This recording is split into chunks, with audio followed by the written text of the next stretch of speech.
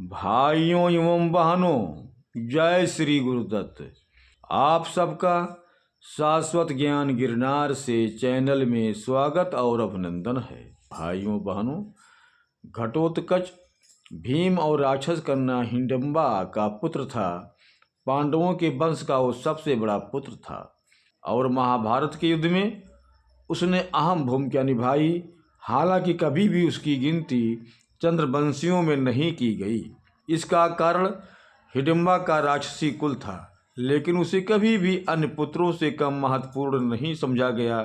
महाभारत के युद्ध में कर्ण से अर्जुन के प्राणों की रक्षा करने हेतु घटोत्कच ने अपने प्राणों की बल दे दी। लाक्षागृह की घटना के बाद पांडव वनों में भटक रहे थे। चलते चलते कुंती का धैर्य जाता रहा और सब ने विश्राम की इच्छा जाहिर की। कुंती सहित सभी भाई गहरी नींद सो गए और भीम वहां पहरे पर बैठ गए। वहीं पास में हिडिंब नामक राक्षस अपनी बहन हिडिंबा के साथ रहता था। जब पांडव वहां विश्राम कर रहे थे तो हिडिंब को मानवों की गंध मिल गई और उसने हिडिंबा को इसका पता लगाने भेजा। हिडिंबा हालांकि राक्षसी थी, लेकिन अहिंसा प्रिय थी। केवल अपने भाई के भय से वो उसका साथ देती थी। जब हिडिंबा मनुष्यों को खोजती वहां तक पहुंची तो वहां पर भीम के रूप और बलिष्ठ शरीर को देखकर वो उस पर आसक्त हो गई। वो एक सुंदर स्त्री का रूप धरकर भीम के पास गई और उसे कहा कि वो जल्द से जल्द अपने परिवार के साथ वहां से चला जाए, नहीं तो वो सभी उसके भाई के ग्रास बन जाएंगे। भीम कहा, उसका परिवार दिन भर की थकान के बाद विश्राम कर रहा है, इसीलिए वो उन्हें उठा नहीं सकते। भीम ने उन्हें सांत्वना देते हुए कहा कि उसे किसी से भी घबराने की कोई आवश्यकता नहीं है। उधर जब हिडिंबा वापस लौट कर नहीं आई तो हिडिंब स्वयं उसे ढूंढता हुआ वहां पर पहुंच गया। क्रोध में वो पहले हिडिंबा को ही मारना चाहता था, पर भीम ने उसे ऐसा करने नहीं दिया। कोलाहल से उनका परिवार उठ ना जाए, इसीलिए भीम उसे घसीटता हुआ वहां से दूर ले गए। पर उन दोनों में ऐसा भयानक युद्ध होने लगा कि आसपास के वृक्ष टूटकर गिर पड़े और सभी लोग जाग गए। पहले तो उन्हें कुछ समझ में ही नहीं आया, लेकिन हिडिंबा ने उन्हें सारी बातें बता दी। भीम को लेकर सभी निश्चिंत थे, क्योंकि विश्व की कोई भी शक्ति उसे परास्त नहीं कर सकती थी। ऐसा ही हुआ और भीम ने जल्द ही हिडिंब का अंत कर दिया। उसकी मृत्यु के बाद हिडिंबा ने कुंती से कहा कि उसकी भाई की मृत्यु के बाद वो बिल्कुल असहाय हो गई है। भीम के प्रति अपनी आसक्ति के बारे में भी उसने सबको बताया और उससे विवाह करने की अपनी इच्छा व्यक्त की। अब एक अजीब स्थिति पैदा हो गई। पहली ये कि विपत्ति के समय में पांडवों का बल भीम ही था, और दूसरी ये कि अपने भाई युधिष्ठिर की अविवाहित रहते भीम विवाह नहीं कर सकता था। कुंती ने ये समस्या युधिष्ठिर को बताई तो उन्होंने कहा कि ये तो सत्य है कि उनके अविवाहित रहते भीम रीतगत तरीके से विवाह नहीं कर सकते, किंतु किसी की रक्षा हेतु धर्म उसे गंधर्व विवाह करने की छूट देता है। उन्होंने दो शर्तों पर भीम का विवाह हिडिंबा से करना स्वीकार किया कि एक तो हिडिंबा प्रत्येक रात्रि उसे उसके परिवार के पास वापस छोड़ आएगी, और दूसरे भीम उसके पास केवल एक संतान की उत्पत्ति तक ही रहेगा। इन शर्तों को हिडिंबा ने सहर्ष स्वीकार कर लिया। कुछ समय के बाद हिडिंबा ने घटोत्कच को जन्म दिया, जो पैदा होते ही वयस्क हो गया। उसके सर पर एक भी बाल नहीं था, इसलिए भीम ने उसका नाम घटोत्कच रखा, जिसका अर्थ होता है कि घड़े के समान चिकने सर वाला। शर्त के अनुसार भीम अपने परिवार के पास वापस चले गए। उनका पालन पोषण हिडिंबा ने ही किया। बड़े होने के बाद जब घटोत्कच को पांडवों के साथ हुए अन्याय का पता चला तो वो अत्यंत क्रोधित हो उठा। वह उसी समय कौरवों पर आक्रमण करना चाहता था, किंतु युधिष्ठिर ने उसे समझा बुझा कर शांत किया। घटोत्कच ने पांडवों को वचन दिया कि जब भी संकट के समय वे उसे याद करेंगे वो उपस्थित हो जाएगा। श्री कृष्ण जी ने राक्षस राज मुर का वध किया था और उसकी पुत्री मौरवी को अभय वर प्रदान किया था।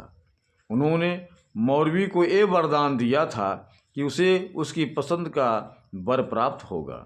मौरवी बड़ी विदुषी और शक्तिशाली थी और उसने अपने विवाह के लिए एक शर्त रखी थी कि जो कोई भी उसे बुद्धि एवं बल में परास्त करेगा वो उसी से विवाह करेगी। मौरवी का असाधारण सौंदर्य देख कई राजकुमार उससे विवाह करने के लिए आए, किंतु उससे बुद्धि एवं बल में परास्त होने के बाद उसके हाथों मृत्यु को प्राप्त हुई। श्री कृष्ण ने घटोत्कच को मौरवी से विवाह करने की सलाह दी। उनकी आज्ञा अनुसार घटोत्कच मौरवी के पास पहुंचा और उसे बुद्धि एवं बल से पराजित कर उससे विवाह कर लिया। उन दोनों के 3 पुत्र हुए, बर्बरीक, अंजनपर्वा एवं मेघवर्ण। बर्बरीक बहुत शक्तिशाली था, किंतु श्री कृष्ण ने उससे उसका सर मांग लिया। अंजनपर्वा महाभारत युद्ध में पांडवों की ओर से लड़ा था, किंतु उसका वध अश्वत्थामा ने कर दिया। मेघवर्ण ने महाभारत युद्ध में हिस्सा नहीं लिया और वो युधिष्ठिर की अश्वमेध यज्ञ में उपस्थित था। वो कर्ण के पुत्र वृषकेतु का मित्र था। एक कथा ऐसी भी आती है कि अर्जुन का पुत्र अभिमन्यु अपने काका बलराम और रेवती की पुत्री वत्सला से प्रेम करता था, किंतु बलराम ने इस विवाह से इनकार कर दिया। इससे अभिमन्यु बहुत निराश हो गया। तब अपने भाई की खुशी के लिए घटोत्कच ने अपनी माया से वत्सला का अपहरण कर लिया था और उसका विवाह अभिमन्यु से करवा दिया। महाभारत के युद्ध में घटोत्कच ने कौरव सेना का बड़ा विनाश किया। कौरवों की तरफ से अलम्बुस राक्षस ने उसे रोकने की बहुत कोशिश की, परंतु अंत में वो घटोत्कच के हाथों मृत्यु को प्राप्त हुआ। भीष्म के सेनापति रहते तो भीष्म ने घटोत्कच को जैसे तैसे रोके रखा, किंतु भीष्म के धराशायी होने के बाद तो उसने कौरवों सेना की बड़ी बुरी गति की। महाभारत में कहा गया है कि भीष्म के पतन के बाद घटोत्कच ने कौरवों सेना की ऐसा उत्पात मचाया कि दुर्योधन ने बाकी सभी को छोड़कर केवल उसे मारने का आदेश दिया। घटोत्कच ने ऐसा हाहाकार मचाया कि अंत में दुर्योधन ने कर्ण से उसे मारने का अनुरोध किया। कर्ण ने दुर्योधन को वचन दिया कि वो आज घटोत्कच को अवश्य मार गिराएगा, लेकिन कर्ण को ये जल्द ही पता चल गया कि घटोत्कच को मारना उसके लिए भी सहज नहीं है। कर्ण ने साधारण बाणों से घटोत्कच को मारने का बड़ा प्रयास किया, पर सफल नहीं हो पाया। अंत में दुर्योधन के बार बार उपलम्ब देने पर, उलाहना देने पर और अपने वचन की रक्षा के लिए उसने घटोत्कच पर इंद्र के द्वारा दी गई अमोघ शक्ति का प्रयोग किया, जिससे आखिरकार घटोत्कच की मृत्यु हो गई। ऐसा कहा जाता है कि अर्जुन के प्राणों की रक्षा के लिए स्वयं श्री कृष्ण ने घटोत्कच को कौरव सेना में हाहाकार मचाने के लिए उत्साहित किया। उन्हें पता था कि जब तक कर्ण के पास इंद्र की दी गई शक्ति है, अर्जुन उसे कभी परास्त नहीं कर सकते। उस शक्ति से कर्ण अर्जुन के प्राण कभी ले सकता है, कभी भी मार सकता है। यही कारण था कि जब तक कर्ण की वो शक्ति घटोत्कच पर व्यर्थ न हुई, तब तक श्री कृष्ण अर्जुन को कर्ण के सामने नहीं लाए। जब कर्ण ने घटोत्कच का वध किया तो कौरव सेना में सभी हर्षित थे, केवल कर्ण को छोड़कर, क्योंकि उसे पता था कि अब अर्जुन की निश्चित मृत्यु उसके हाथ से निकल चुकी है।